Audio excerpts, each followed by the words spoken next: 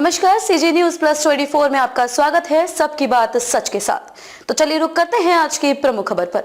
अनिल के बीच देवेंद्र फडणवीस के समर्थन में आए बीजेपी नेता। जानिए, महाराष्ट्र के पूर्व गृह मंत्री अनिल देशमुख द्वारा उप मुख्यमंत्री देवेंद्र फडणवीस के खिलाफ लगाए गए आरोपों के बाद बीजेपी के नेता उनके समर्थन में आ गए हैं और सवाल उठाए कि राष्ट्रवादी कांग्रेस पार्टी शरद चंद्र पवार के नेता अब तक चुप क्यों रहे।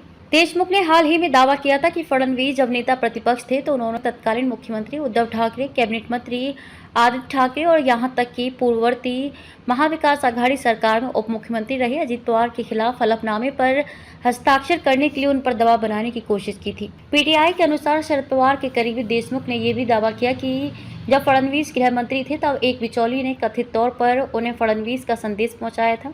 फडणवीस ने आरोपों से इनकार किया और देशमुख के कई ऑडियो वीडियो जारी करने की धमकी दी, जिस पर देशमुख ने पलटवार करते हुए दावा किया कि उनके पास बीजेपी के वरिष्ठ नेता के खिलाफ गंभीर आरोपों वाली एक पेन ड्राइव है। फडणवीस का पक्ष लेते हुए बीजेपी नेताओं ने कथित जानकारी छिपाने के लिए देशमुख की मंशा पर सवाल उठाया और धन शोधन मामले में उन्हें चिकित्सा आधार पर दी गई जमानत रद्द करने की मांग की। राज्य के कैबिनेट मंत्री एवं फडणवीस के करीबी सहयोगी गिरीश महाजन से जब आरोप लगाए जाने के समय के बारे में पूछा गया तो उन्होंने कहा कि देशमुख इतने दिनों तक चुप क्यों रहे। वे जानबूझकर फडणवीस और राज्य सरकार की छवि खराब करने की कोशिश कर रहे हैं। अप्रैल 2021 में तत्कालीन मुंबई पुलिस आयुक्त परमवीर सिंह ने उन पर आरोप लगाया था कि उन्होंने पुलिस से शहर के होटल और बार मालिकों से धन वसूलने के लिए कहा था। इसके बाद देशमुख ने गृह मंत्री के पद से इस्तीफा दे दिया था।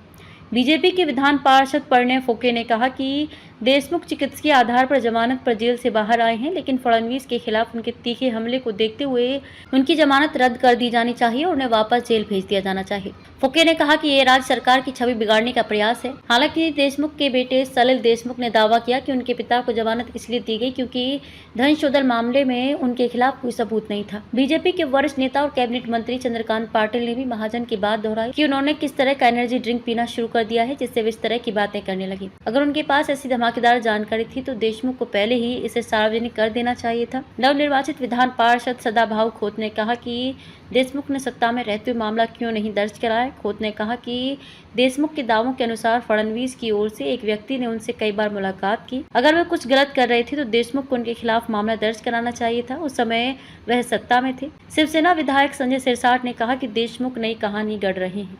खबरों में अब तक के लिए बस इतना ही। फिर होगी आपसे मुलाकात ऐसी किसी बड़ी और खास खबर के साथ। तब तक के लिए नमस्कार और देखते रहिए सीजी न्यूज प्लस 24।